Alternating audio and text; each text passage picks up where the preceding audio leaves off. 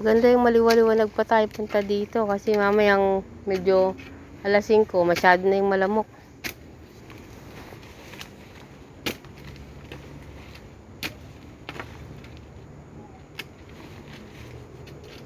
Wala. Maliit ang bunga. Dapat pala yung isa yung dinala ko. Isang pala? Yung mabigat yun eh. Yung mabigat. Yan, malambot yan. Baka maputol na naman yan.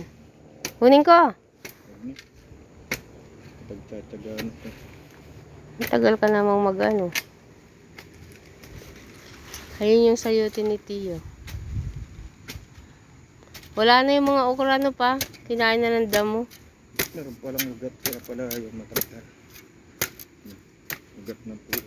Ah. Pagkatanggal ng ugat. Ugat siya. Dito muna.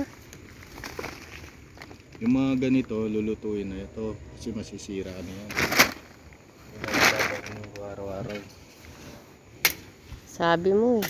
Ayun yung sayote umakyat. Yung sayote ni Tio hanggang doon sa puno umakyat oh. Oh, ayun oh. Magdadala ko ng maraming binhi. Tapos ikakalat natin malapit dun sa atin.